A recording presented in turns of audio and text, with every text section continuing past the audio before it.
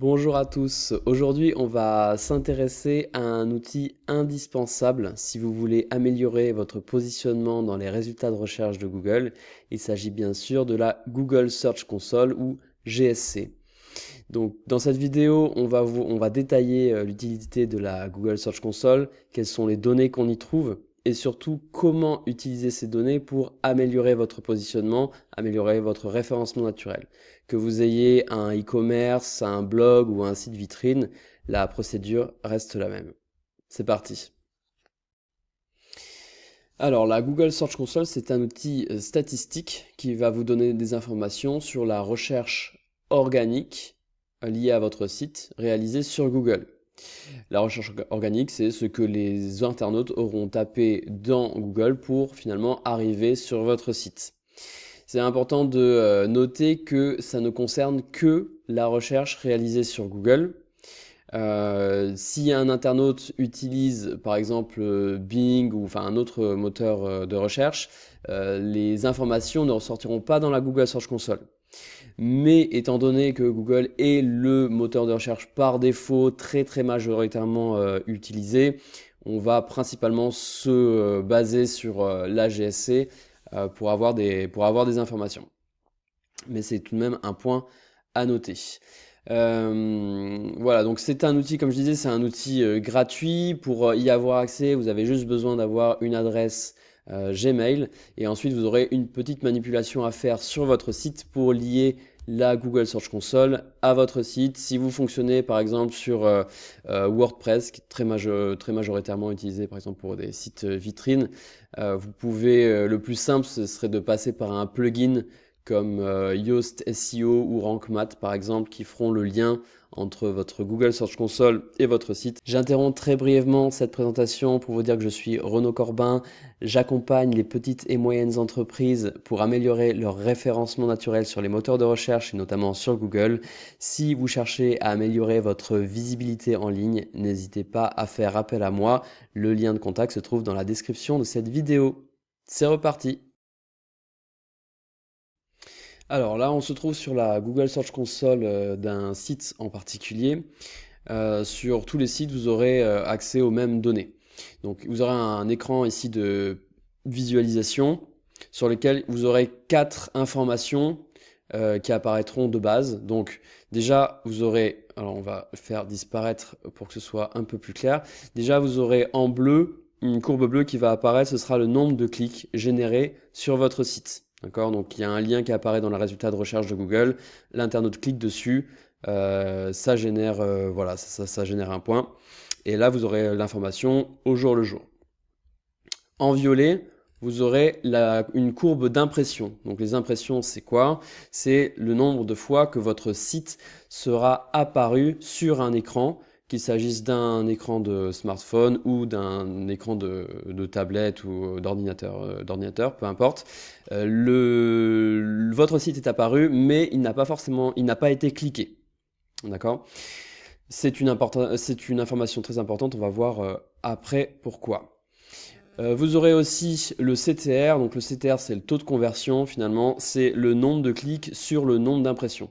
Et enfin vous avez la position moyenne. Alors la position moyenne comme ça elle n'a pas vraiment grand sens parce que sur un site on cible beaucoup de mots-clés différents. Donc la position moyenne comme ça elle n'a pas vraiment de pertinence.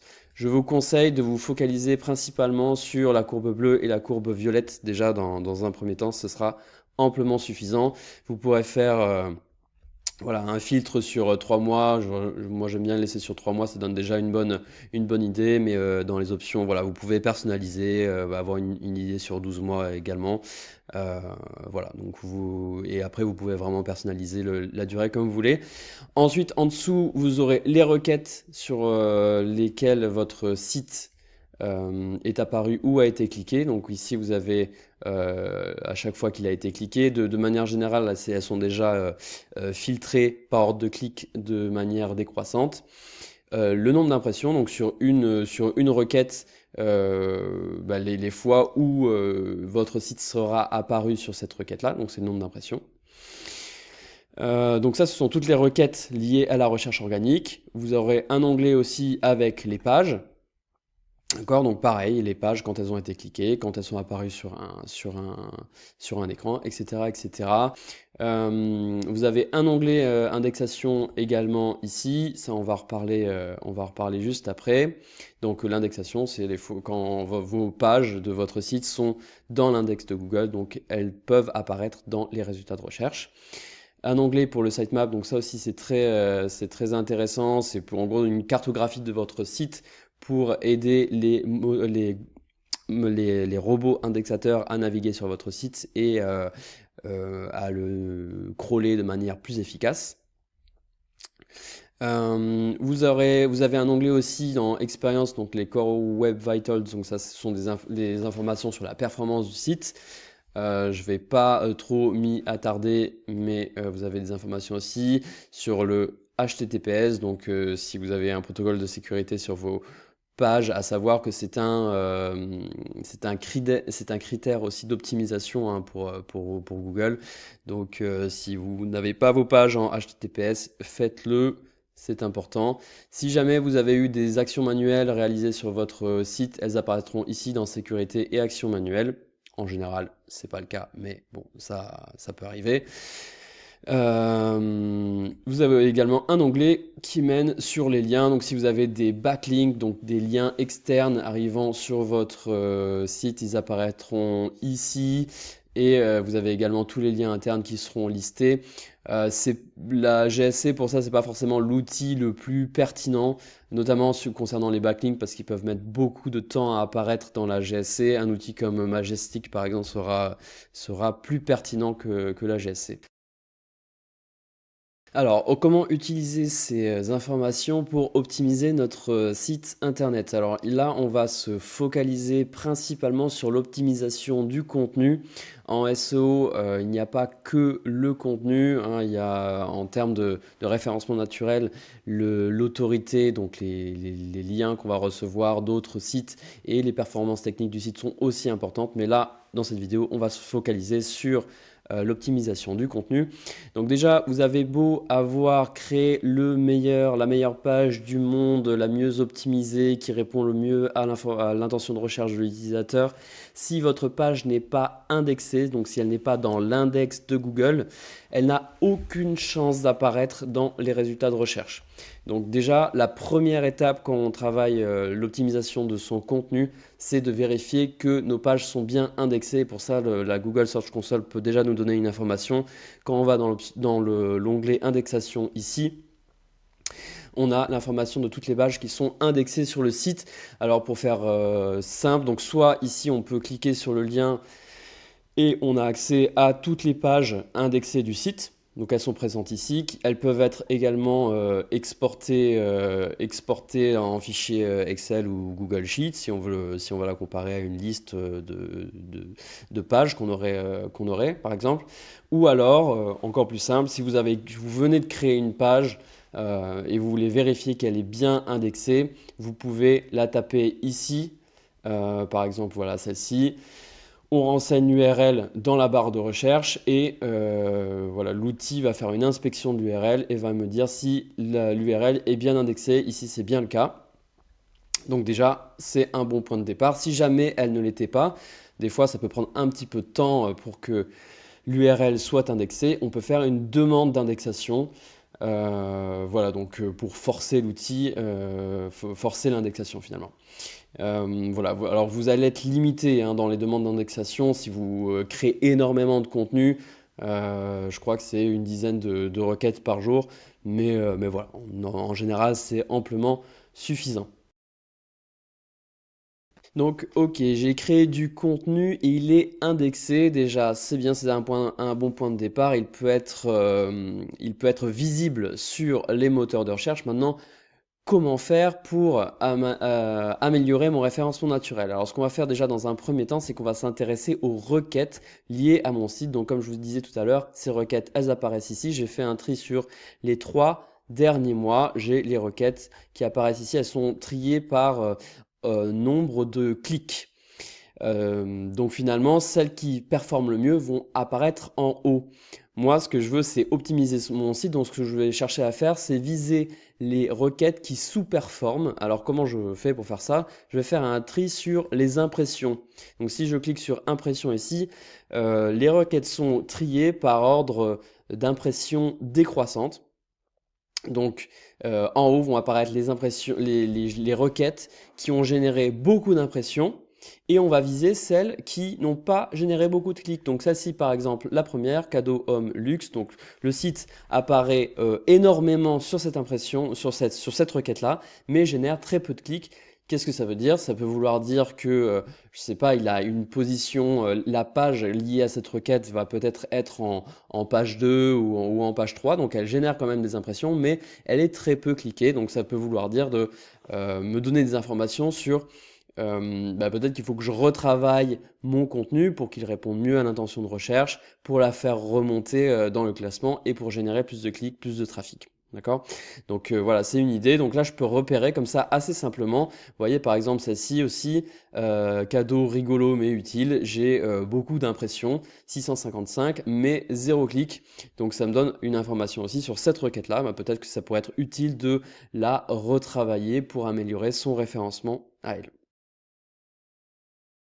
Et je peux faire le même travail sur les pages. Donc là, j'ai fait ce travail-là sur les requêtes liées à la recherche organique de mon site, mais je peux faire le même travail sur les pages. Donc en allant dans l'onglet Pages ici, j'ai accès à toutes les pages de mon site, indexées bien sûr, et de base, comme les requêtes tout à l'heure, elles sont triées par ordre décroissant de clics, mais je peux les trier par ordre décroissant d'impression pour identifier celles qui sous-performent. Donc sans trop de surprise, alors on a des résultats qui reviennent ici, mais celle-ci par exemple, vous voyez cette page-là, cadeau mignon copine pour le slug, a généré énormément d'impressions, plus de 6000 impressions pour seulement 7 clics, donc c'est pas terrible. Et là, ce que je peux faire, c'est que je peux cliquer sur cette page, et quand je clique dessus, ça va me créer un filtre. Donc ici, vous voyez dans la recherche, ici, j'ai un filtre qui est apparu, page, donc c'est l'URL de la page qui est apparu, et je me retrouve avec un filtre et qui va me donner toutes les requêtes liées à cette page. Donc cette fois-ci, ce ne sont pas les requêtes générales liées au site, mais les requêtes uniquement liées à cette URL-là. Et ça me donne une idée sur quelles URL, sur quelle requête la page est apparue. Donc cadeau pour sa copine, quoi offrir à sa copine, etc. Et ça peut me donner des idées sur quelle requête viser sur cette page-là, de manière à l'optimiser, de manière à améliorer son référencement naturel pour la faire remonter dans les résultats de recherche.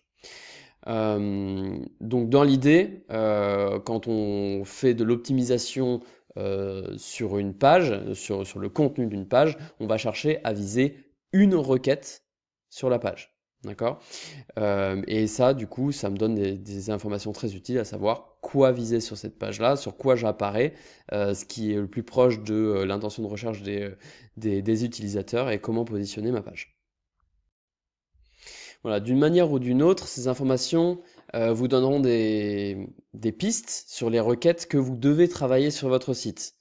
Si vous identifiez une requête qui sous-performe, donc sur laquelle vous faites beaucoup d'impressions mais peu de clics, et que vous avez déjà une page liée à cette requête, donc par exemple cadeau pour sa copine, sous-performe, j'ai déjà une page qui parle de ce sujet-là, je peux retravailler cette requête, je peux retravailler ma page en fonction de cette requête. Par contre, ça pourra aussi vous donner des idées sur de nouvelles pages à créer. Admettons, je suis ébéniste, j'ai un site vitrine pour présenter mon activité et j'identifie dans les requêtes qui génèrent des impressions la requête ébéniste Dordogne. Je suis basé en Dordogne, mais je n'ai pas créé de page spécifique sur ébéniste Dordogne. Et bien là, justement, c'est une idée, c'est une page, ce serait une page à créer autour de cette requête-là pour améliorer mon référencement naturel. D'accord? Donc, en fonction des requêtes que vous aurez listées, soit vous retravaillerez votre contenu interne, soit vous créerez de nouvelles pages en gardant à l'idée que de toute manière, pour une page, on vise une requête spécifique.